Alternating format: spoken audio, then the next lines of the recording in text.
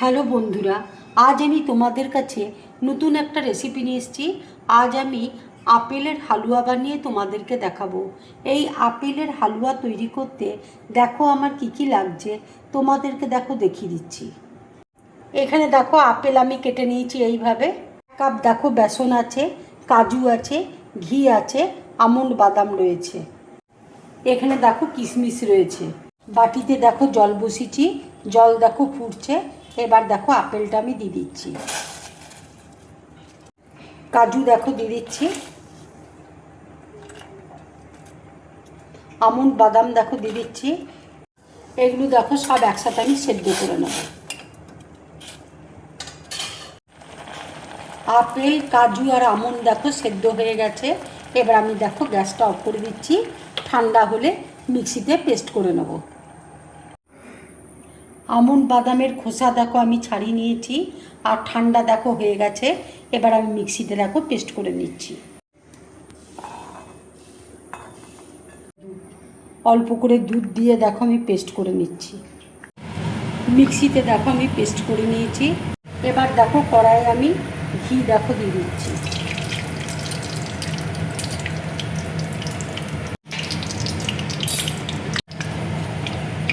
ঘি দেখো মেল্ট হয়ে গেছে। এবার দেখো আমি বেসনটা দিয়ে দিচ্ছি।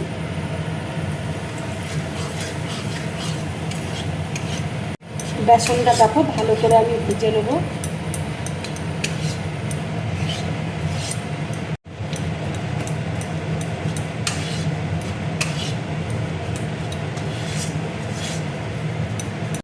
গ্যাসের ফ্লেমটা দেখো লো করে আমি ভেজে নিচ্ছি।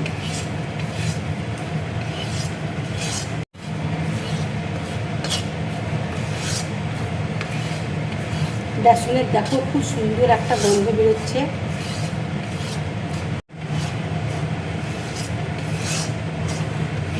বেসনটা দেখো ভাজা হয়ে গেছে, বেসনের কালারটা দেখো চেঞ্জ হয়ে গেছে। এবার আমি আপেল, আমন্ড আর কাজুর পেস্ট দেখো দিয়ে দিচ্ছি।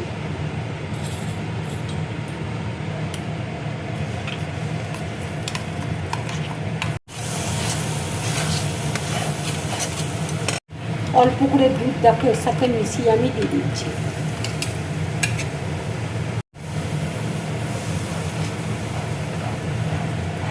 এবার দেখো কিশমিশ দিয়ে দিচ্ছি, চিনি দেখো দিয়ে দিচ্ছি। 2 চামচের মতন চিনি দিচ্ছি। তোমরা ইচ্ছে করলে একটু বেশি চিনি দিতে পারো,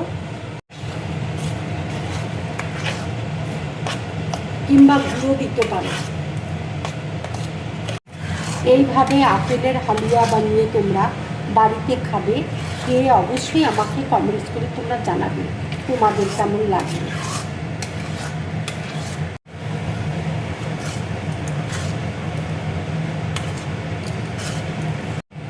হালুয়া দেখো আমার পুরোপুরি রেডি।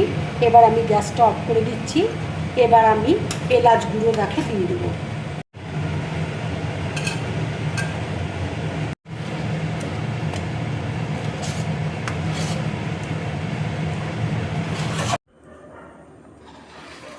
এবার দেখো পেস্তা আমি উপর দিয়ে দিচ্ছি।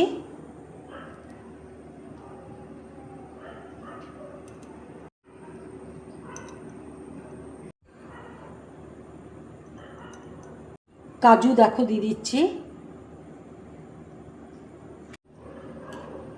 হালুয়া দেখো পুরোপুরি কমপ্লিট হয়ে গেছে। আমার এই হালুয়ার রেসিপিটা যদি তোমাদের ভালো লাগে তাহলে লাইক করবে, শেয়ার করবে আর ড্রিম ব্লগ চ্যানেলটাকে সাবস্ক্রাইব করবে। তোমরা বেশি করে কমেন্টস করবে, তাহলে আমার খুব ভালো লাগবে। নমস্কার।